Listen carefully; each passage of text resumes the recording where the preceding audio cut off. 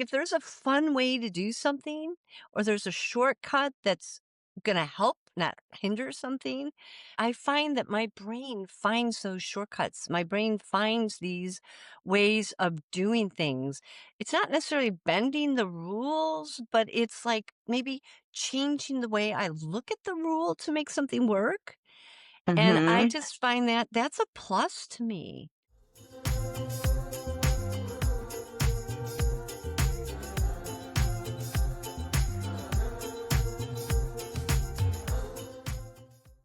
Hello, everybody. Welcome to ADHD and with Jory Houlihan. I am Jory Houlihan, your guide for the dopamine deprived. I am so excited about today's guest. She is my very first interview on this podcast.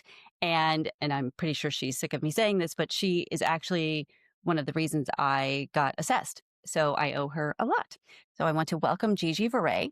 She is a digital creator, actor, and financial advisor who's on a mission to normalize limb difference, one kitchen hack, garden tip, and home trick at a time. Born with an upper limb difference, Gigi shows her audience how to tackle everyday tasks with one hand, bringing creativity, humor, and a whole lot of heart to the mix. You can find her on social media as at Very Smart Ideas on Instagram, where she blends lifestyle content with one-handed how-tos, accessible design ideas, and real-life moments that celebrate difference. When she's not helping clients plan their financial futures, she's on set advocating for more authentic representation in media because diversity should be seen and heard. Welcome, Gigi. Ooh, that's a long one. Thank you. It's so good to You see do you, so Jory. many things. You do so many things. I'm so excited that you're here. You have been such an inspiration to me.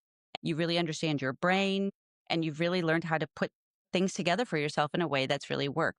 One of the reasons I wanted you as the first interview was because I want to show people, especially the ones that are feeling stuck and thinking they're never going to be able to do anything with this, to show them that it is absolutely possible. So let's get into the question, shall we?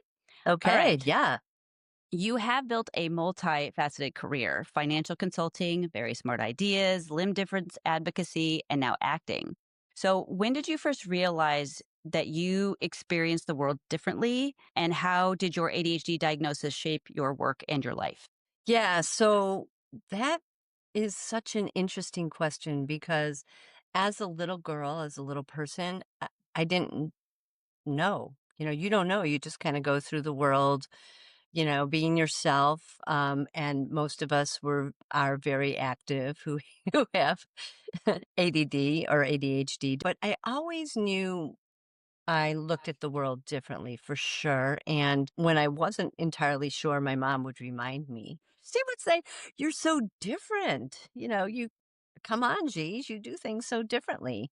And I just didn't have the words to be able to describe how I felt and why I did things differently. And I developed all types of workarounds as a little kid without even realizing that's what I was doing. And it was really, really tough for me to kind of follow a path. I would see my siblings, I would see schoolmates kind of just sitting and they were able to, do something. They were able to pay attention and I, I couldn't. And I think, and I think that's why I couldn't follow that same road. And I think that's why later in life or throughout life, I've always created my own paths, my own roads, because I couldn't stay on that one path or road. Or you know what?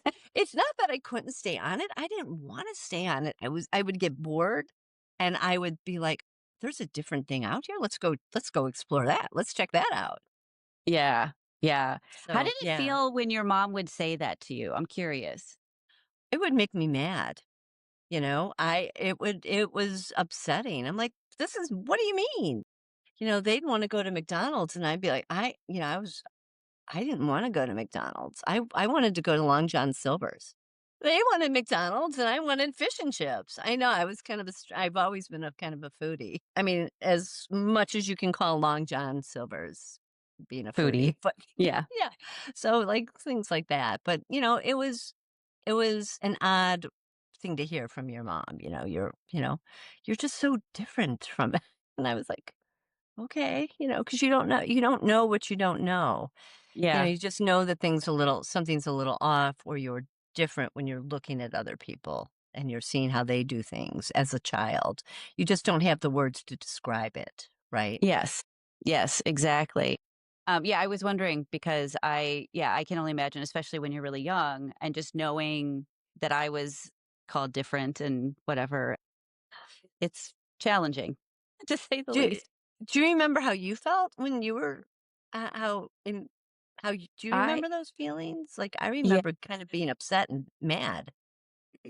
I was, I think part of it was I didn't really understand what they meant. And I thought I was just, you know, per usual, doing it wrong, so to speak, and, living life wrong because I was different and I didn't see things the way they saw it. So my next question is, what was your reaction to receiving the ADHD diagnosis as an adult? Can you kind of walk us through the moment you realized, like, oh, this makes everything make sense? Or did that even happen? What surprised you the most about it? Yeah, so I had my son examined because I was positive he had ADD, ADHD, and he did. And I I just knew right then and there that I had it. And I think this happens to a lot of people, especially women, because Yes, we are missed. We are always missed. It's assumed that girls don't have ADHD. I mean, it's such a relatively new diagnosis, which is in women, which is so sad. it's so sad. That's just another thing. That's no, we could go way down that rabbit hole, can't we? So when Adam was diagnosed, it was just like, yeah, I'm gonna do this. So I went and was officially diagnosed myself. What I can say to you is it was a relief to not be questioning it, to not feel like, oh yeah, do I not? Does she not? It's Yeah. Clairol, or what- I knew exactly where you were going with that. yeah. Oddly, that's where our brains go, right? It's those tributaries. Yeah. And isn't that weird when we do that with our husbands and they can't keep up? I'm like, They're like, Rob. "How did you get there?" I'm Yeah. like, I'm like, "Is it not Rob, keep up. obvious?" I was Yeah. thinking of this, and then my brain went to this, and then my brain went to this. How is this not obvious? Like, keep up. Right. Okay. So, like, They I, do the best with what they've got, They yeah. don't have the Mhm. fast working brains like we do. I So, know. It's so funny. And then I'm like, he murdered him. How do you know that? I just know he murdered him. Okay. Okay. Yep. So then, so yeah, I would have to answer that. That's a super easy answer. I mean, they're it's not that easy, but I felt so much relief when I had the diagnosis story. And then of course, all kinds of things happen. You feel grief, like, oh, what could I have been? What could have happened had I been diagnosed earlier and had been able to either have therapy or Adderall sooner, or what would my life look like? Who knows? Could be the exact same, right? And then you have anger, like, that kind of thing. And then you come back to, for me, relief, which is where I am. I think that people underestimate the grief that they Yeah. will experience when they get the diagnosis. There's that, like you said, there's that moment of, oh, thank God, this makes sense. But I was really surprised at how actually angry I got. And it was part of my grief. I was just like, how did nobody see this?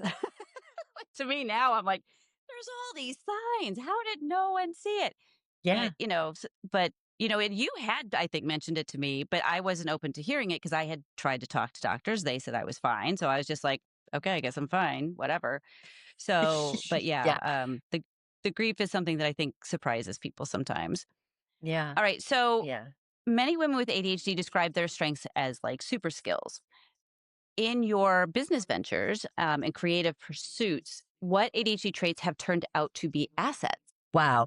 Well, one of them, well, it's definitely an asset, and sometimes it can be a curse. Hyper focus.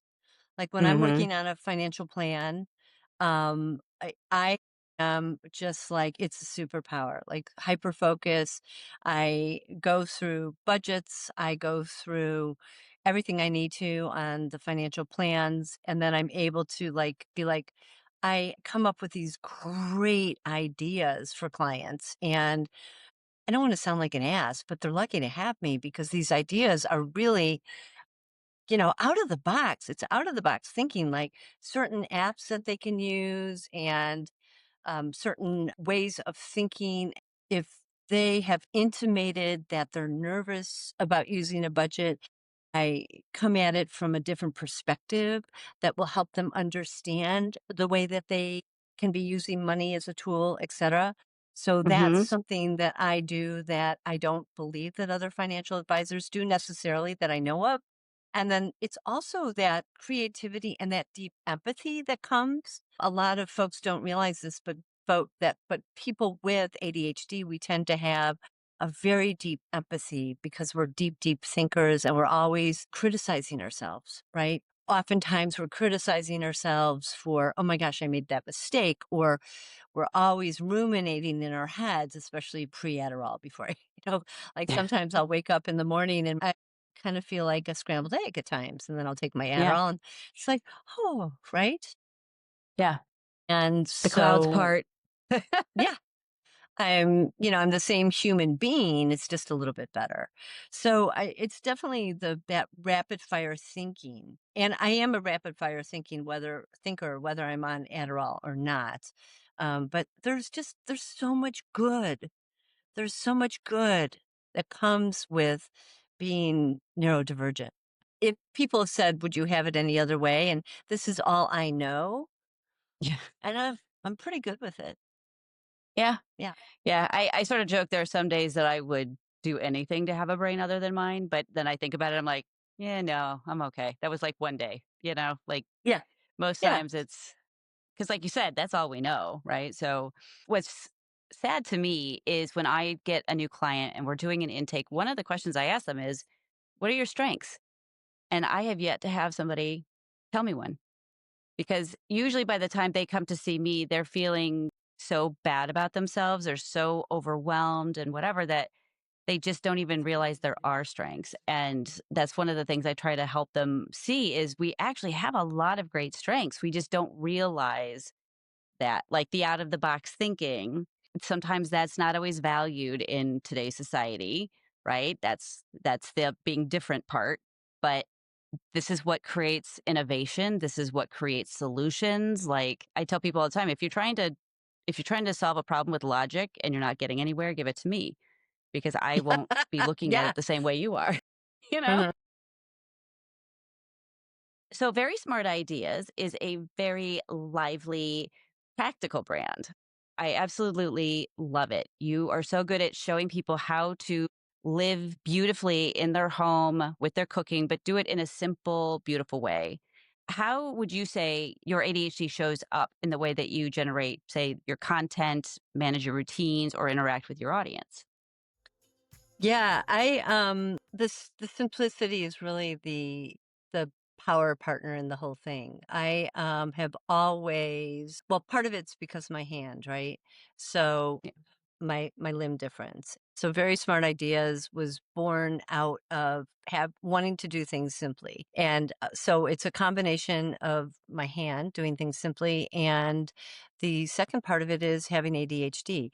I would read a recipe, and I'm not kidding. If it has more than 10 ingredients, I'm out. Forget it. And that's why since the time I was very young, 9, 10 years old, started cooking big meals, and I would just make my own stuff up. I would look at a recipe, or I would cook with my dad. He was French, the French part of Switzerland, and my mother was Southern. And we cooked when I was very, very young, and then they were divorced, and I still would cook, and I would do everything from memory. That's another thing, by the way. People with ADHD have very good memories. Which That's is another ironic, nonetheless. superpower because we've had to really hone in on our memories, right? And use those Yeah, we have terrible working memory, but we can memorize. a lot, which is Yeah. really great for acting.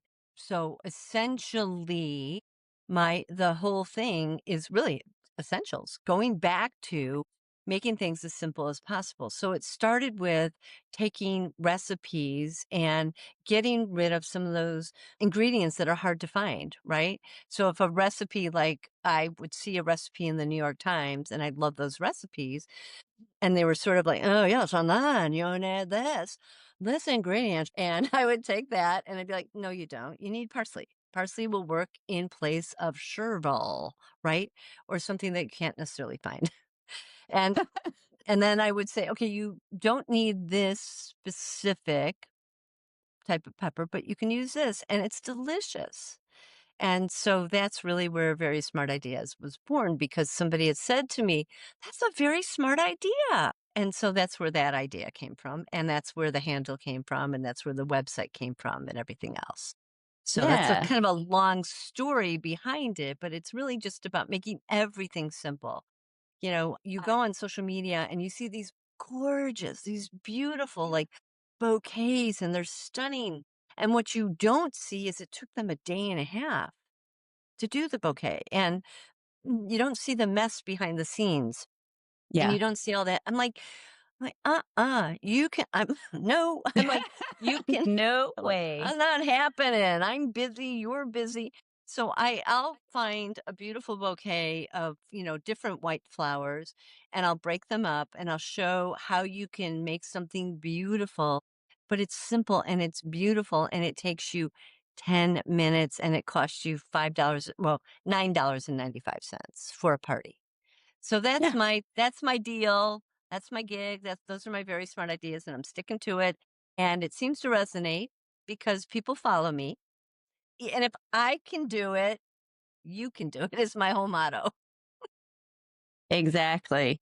All right. So then let's switch to your financial consulting. So the financial consulting field, it's got a lot of structure, a lot of rules. Like it's kind of insane, actually.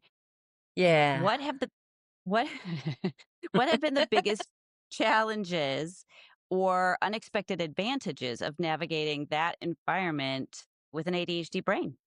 Lists, lists, lists, lists. I write everything down.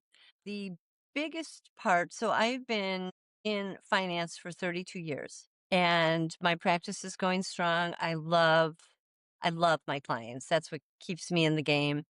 I love working with them. Some of my clients have been with me the entire ride. I adore my clients, and that's yeah, makes me just warms my heart. Finance in general, being a financial advisor as well as a financial planner is quite litigious, and you have to document everything.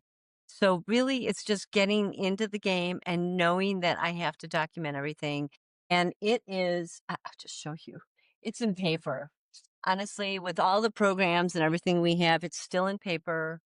I write it down because I still, after 30 something years, I suck at getting it from the paper to where it's supposed to go. So I write it down. And then at the end of the week, after I do all my reviews or I talk to people on the phone, then what I do is I dictate it into a Word document and then I upload it into the system. So that is my workaround with my ADD, and it works really, really well. And I've talked to not just financial advisors and planners, but I've talked to other women with ADD in their businesses, in sales and everything else, and now they use this because with our brains, paper somehow is just so much easier to write it down. But the secret is, and this is pretty big, but this fits into my backpack so I can take it in between work and everything. This is a really great hack for me because I have a lot of clients.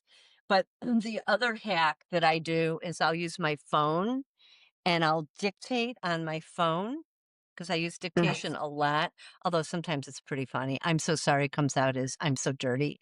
Okay, that's not so good to send to a client, but but I'll yeah, it's true. It's true. I did that to a client once, and he's like, "Okay, yeah." Let's Like, "I'm so sorry," 'cause he had lost his grandmother or something. But anyway, so I'll dictate on this and email it to myself. That's another really great hack that I've done at work, but I think I might have gone off topic. I apologize, but those are Hey, it's ADHD. This is what we do. No, but yeah. actually, this is really good because sometimes we rebel against structure, right? Like Yes. we crave it and then we also fight against it. And so it's great to see how you were like, okay, I have to find a way to make all of this work, right? I am a Yeah. 1000% in agreement with you that we need to handwrite things out first. And then if you Yes. need it in a digital form, find a way to do it. But it makes such a difference. Our brains just take it in better Yes. when we write. And I'm a big fan of just externalizing your thoughts. The minute you hear yourself say, "Oh, I'll remember that. I don't need to write it down." Write it down, like, right then. You will forget it before that thought is even out of your head, or at least that's been my experience with Yeah. me. I'm like, "Oh, how could I forget this? This is a brilliant idea," Yeah. and never to be thought of again. No. You have to be able to do what works for your brain. It doesn't matter what works for a neurotypical person. When you can kinda get over that part of it and just sorta let loose and not care what people think, then you can certainly Yes. come up with things that just will make your life easier, right? And Yeah. you've just demonstrated how you were able to take a career that requires a lot of paperwork and a lot of stuff and made it so it was more streamlined for you in a way that worked. Yeah, one other thing I'll share is because I do get hyper focused, and sometimes I have to force myself to get hyper focused, or to excuse me, not to get hyper focused. I have to force myself to get focused, but then I have to constantly check my calendar Yeah. because I will miss an appointment, and it doesn't happen very often, but it happened yesterday. With us, I know. Yes. Yeah. So, yeah, that was something I learned thankfully very early on in my life was if I don't have it written down, if it's an appointment, it doesn't exist. And then when the digital age came and I could get reminders sent to me, that was like a game changer. And I also have something on my Mac called In Your Face that will literally block out your entire screen.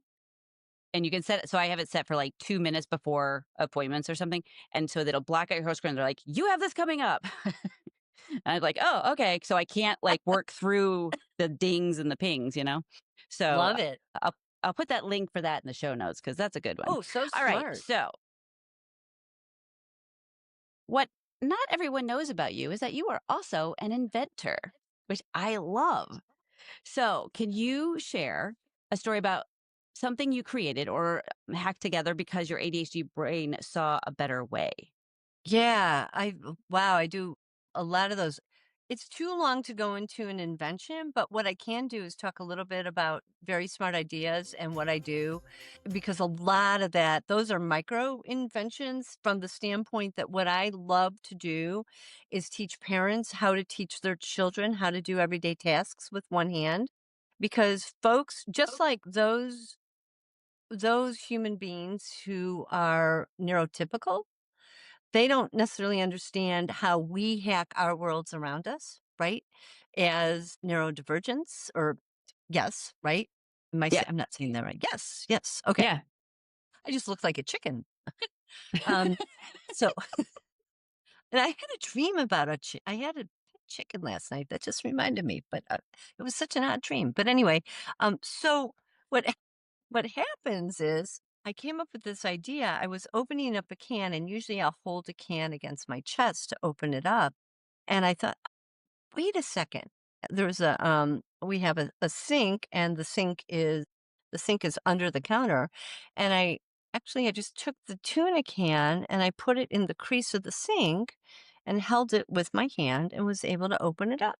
And that was a really cool sort of invention. It was an inventive way to open a can. So I thought, oh, that was neat. And so I showed that on video so that parents could show their kids if they wanted to open a can, children who are old enough so they don't get hurt because it's a sharp edge. So I talk about that too. So they can get their step stool and they can help mom or dad cook and they can open up a soup can or a tuna can or any type of can to help or to make a tuna sandwich or open up a can of beans to help mom and dad cook. And so those are some things that I love to do. I did invent something called the handy hammock. I did get a patent on it. I haven't gone to market. It happened right as COVID was going on and the world shut down. So that's the prototype is sitting in my attic right now. I don't know if I will go to market on it right now because I'm very, very busy with other projects. But that's a fold away unit. It opens, it closes, and you throw your pillows on it. Or you can use it for lots of things. You can use it for towels around your pool. You can use it for toys in a child's room, and you can pick it up and move it into another room.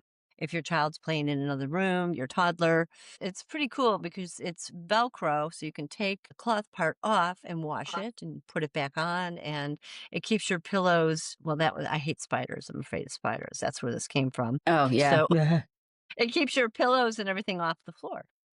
So that's the handy hammock. Very So that's cool. one of mine. So, and I have probably 12, well, not probably, I have 13 other inventions that I've done. And those have just come out of just thinking about things. I'm like, oh, wouldn't that be cool?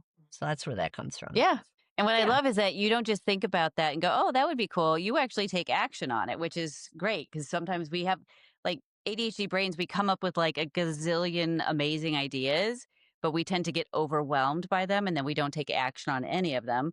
And you have found a way to be like, this interests me enough that I'm going to actually do something because it's the interest part, right? We have to have that interest in it. So I love that you aren't just having these ideas, you are actually taking action on it. I think that's awesome. Yes. Thanks. So you've started acting, which is really Yes. cool, which is a whole different and new kind of creative chapter. So has ADHD affected how you approach performance, improv, or learning scripts? So ADHD is a awesome superpower because you guys out there know this. Jory, you know this. When you have ADHD, and I used to think this was because of my hand, because people will notice your hand, my hand. They'll notice you if you have a limb difference and they try not to stare, and then you have the weird guy who's like, you know,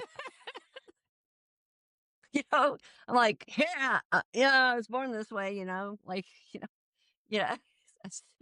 People are so weird sometimes. But anyway, so this like 50-year-old dude, like it's so funny. Like I was born this way.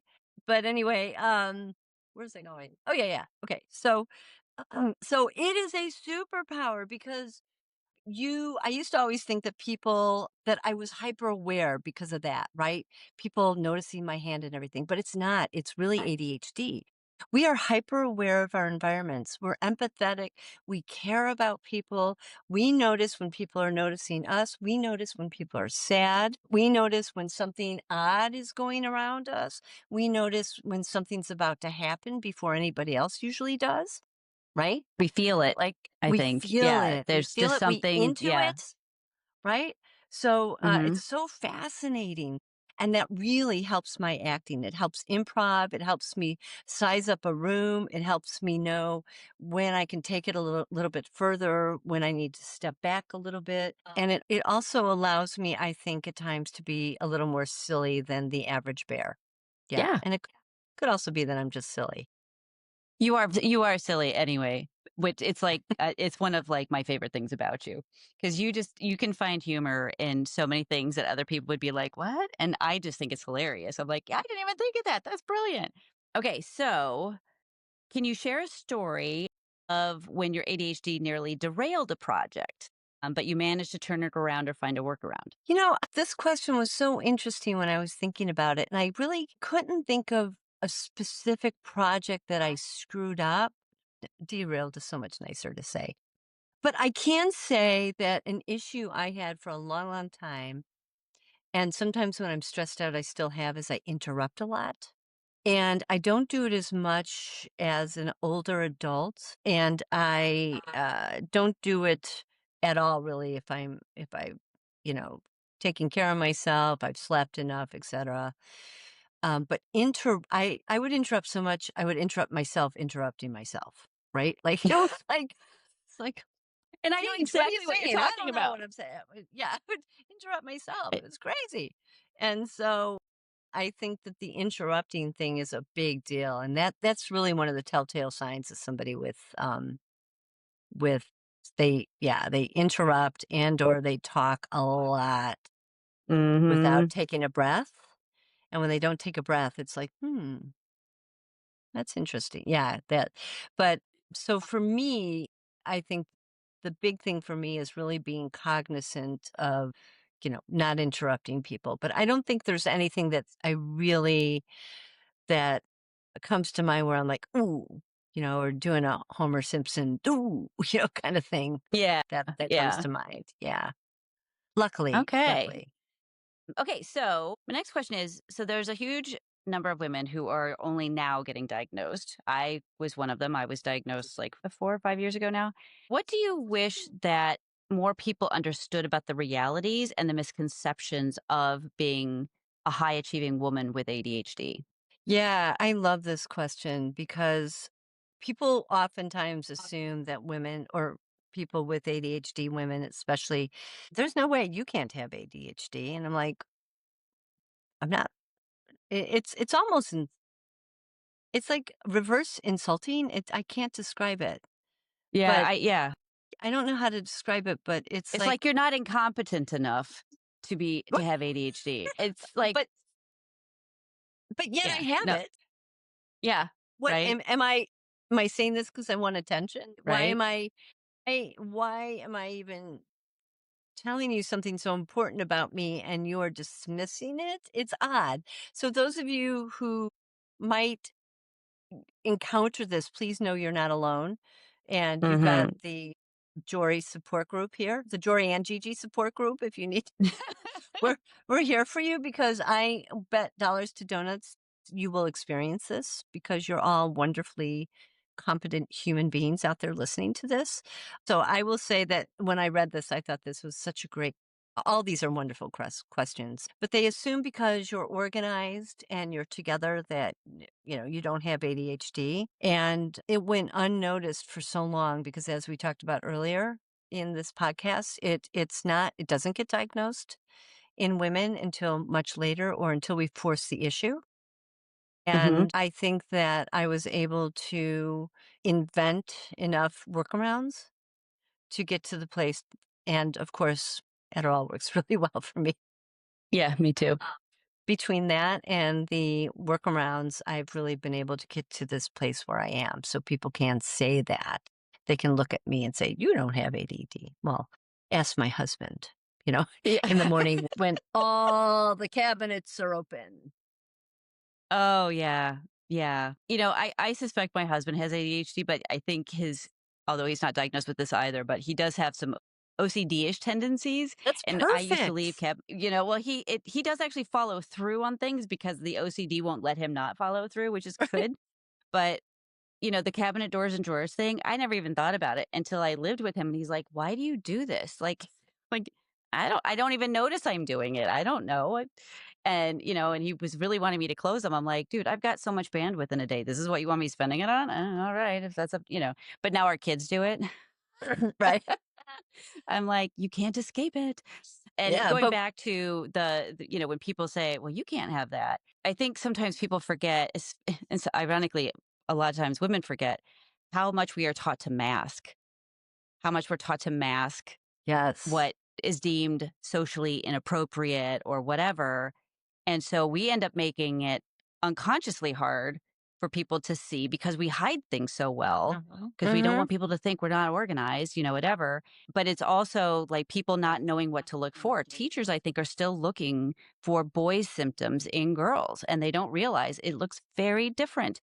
As you mentioned, the interrupting, the chattiness, that's part of the hyperactivity. The hyperactivity is not necessarily you running around like, somebody with too much sugar in your system. It can be just It's the not thoughts that hitting. never stop. It's not like hitting. It's not, not that boys are violent. That's not what I mean to say. But boys Yeah. tend to touch more, and Yeah. They're girls much more don't. outward with their actions, and we're much more inward with ours. We Yeah. we Agreed. interrupt teachers, interrupt people as little kids, as little girls. Yeah, exactly that. And yeah, and we talk a lot. I could almost tell. I was talking with a friend, and Her son had been diagnosed, and I have suspected for a long time she does, and she's been trying to debate whether or not, and she goes, "Do you think I do?" And I'm like, "I'm not a doctor, I can't diagnose, but if I was a betting woman, I would say yes." And she's like, "Why?" I said, "'Cause you interrupt all the time." And she was like, "Oh, I'm sorry." I'm like, "No, no, no, it's not a criticism, I'm just saying that's a sign. The interrupting is yeah, it's a big sign." Imposter syndrome and self-doubt is to kind of feed off of the topic of how we mask, how we tend to, you know, hide. Like some people are really together at work, but then you go home and it's like a dumpster fire, right? So, and there's always this fear of being found out in a way. This leads to my question about imposter syndrome or self-doubt. So, how do you handle that kind of thing, especially in a public facing role that you have, like on Very Smart Ideas and dealing with the public with your financial consulting? And do you have any advice for women who are just starting to embrace their neurodivergence when it comes to this? Yeah, talk therapy. I can't say this enough. I graduated from talk therapy. I was in it for a decade, right? So I cannot say it enough. It's more than just a luxury. When you have attention deficit hyperactivity disorder and you get diagnosed and you have all those emotions we talked about earlier, there's so much that comes up and there's so much that you're not even aware of in your body that you need help coaxing out. And you can't do it alone. I don't care how amazing you are. You know, Hmm. you just can't do We it are alone. terrible about asking for help. Yes, we are. We are. And talk therapy is absolutely a must. And then this might be a little off topic, but here's something else that women, especially with ADHD, do. And that is we tend to keep friendships that we shouldn't far longer than we do. And you guys, Yeah.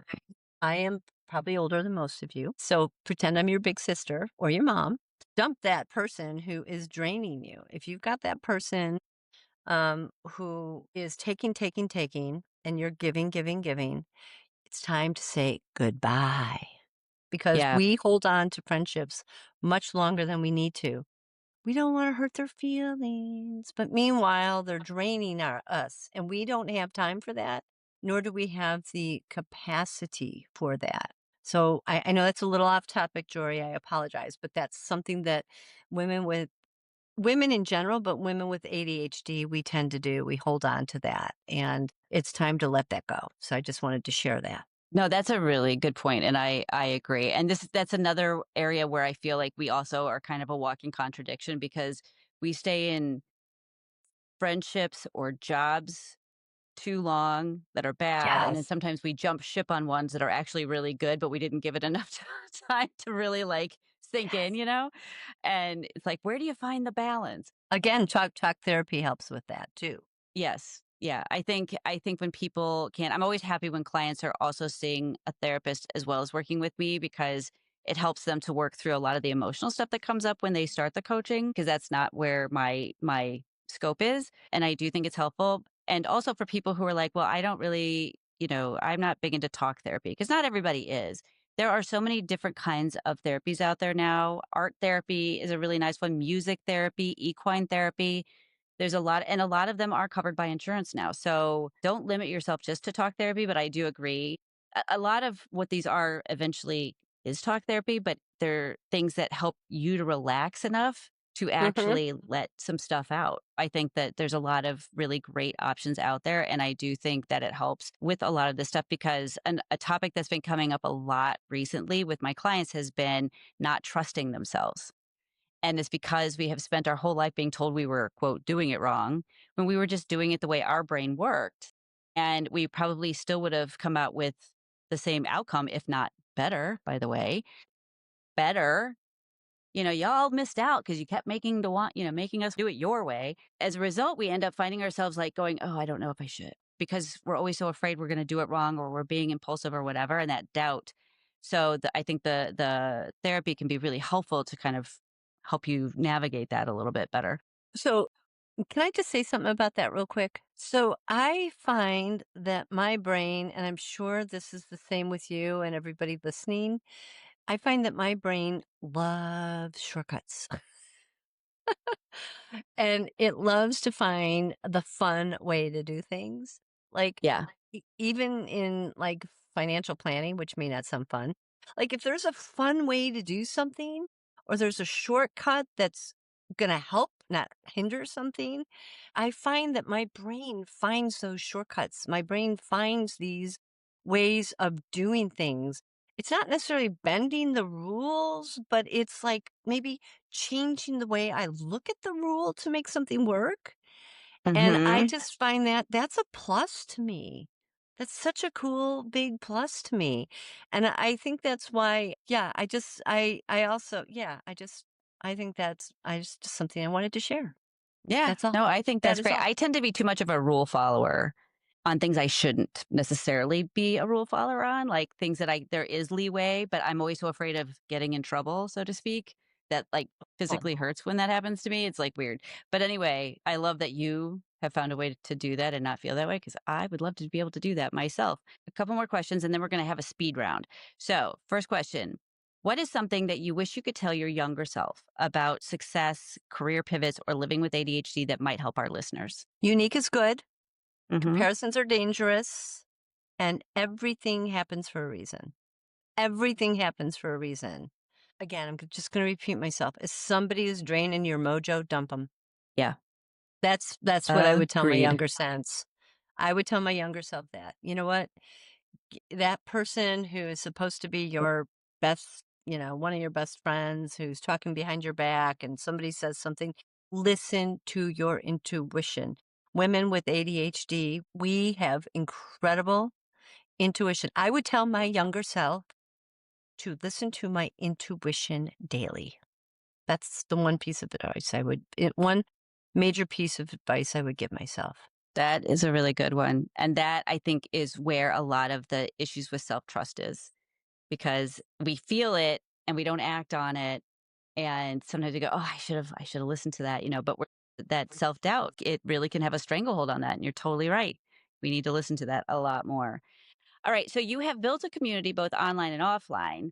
So how do you leverage social media, if at all, as a source of support or inspiration or advocacy for ADHD women?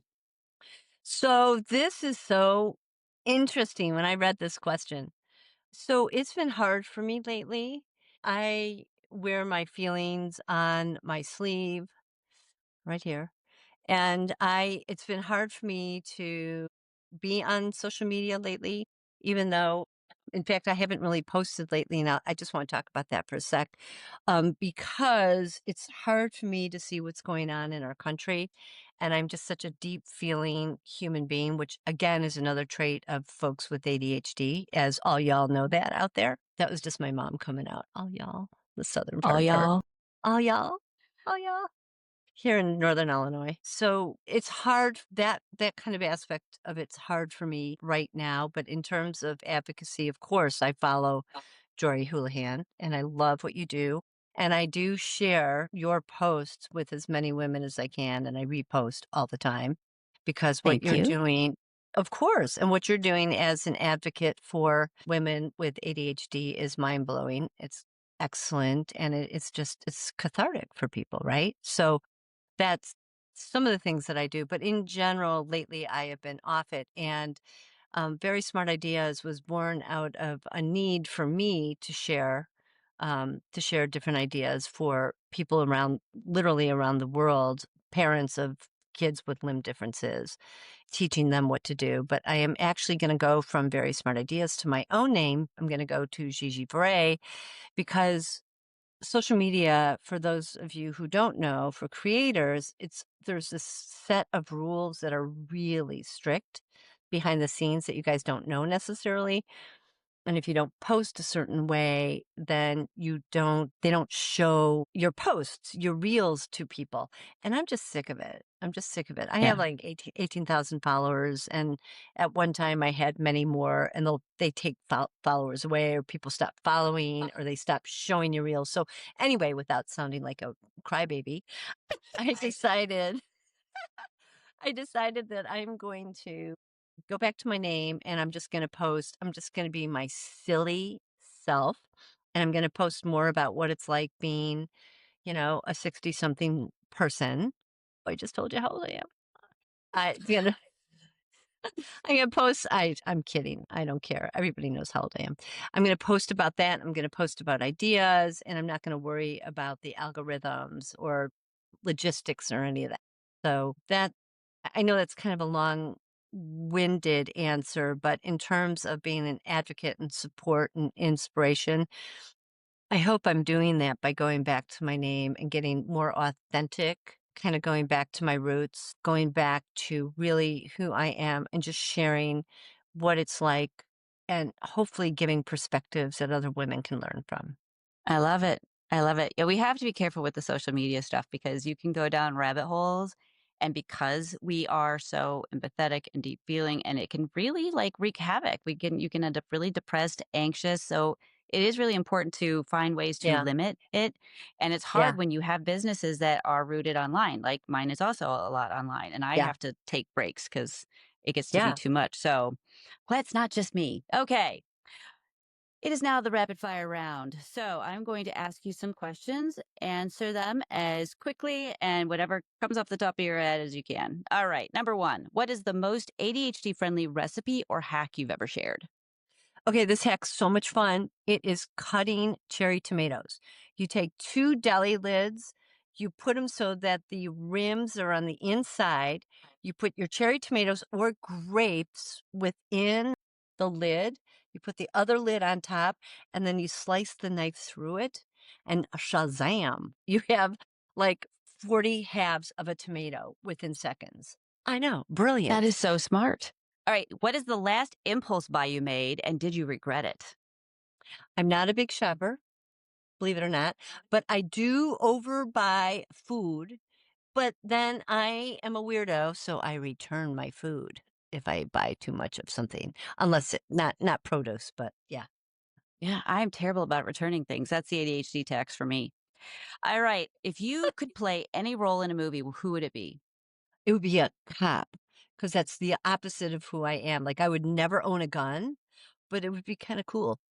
Charlie's Angels kinda thing, yeah. That's what I would do. You're a Dun, secret dun. badass, is what you want. Yeah, yeah, Yeah. yeah. Show All my right, inner and the last badass. question is, what is your go-to way to reset when you are overwhelmed? Oh, meditate. Meditate. If I'm overwhelmed, I can sneak off. I can throw my ear pods in and, listen. My favorite app is called Waking Up. It's Hmm. great, and then I just love it. It's guided. They're only 10 minutes, and he talks he, ta t Sam Harris talks through them, and they're fantastic. It's just an immediate calming effect. Awesome. Yeah. Awesome. All right. So thank you very much, Gigi, for your time and your wisdom and sharing so much about yourself. And you, like I said, you are somebody who has really been an instrumental part of my success since finally getting diagnosed. Even before that, I look at you and I'm like, it is possible to have success and have ADHD. Where can people find you? Is the best place Instagram or your You can find website? me on Instagram at Very Smart Ideas. It will be shifting to my name, Gigi Verrey. So if they follow me at Very Smart Ideas on Instagram, they will be able to find me. I'm also verysmartideas.com. That website is going to be updated shortly, but I have lots of recipes on there. And yeah, that's probably the best way. All right. And we will have all of this in the show notes as well. So thank you again, Gigi. This has been great. And I know that you have definitely been inspiring anyone listening. Like she said, like, if she can do it, we're all capable. She's got the neurodivergency and the limb difference, and she's just made it work. And so I know it's possible for all of us. Thanks, Jory. This was so much fun. I really enjoyed being with you. Thank you.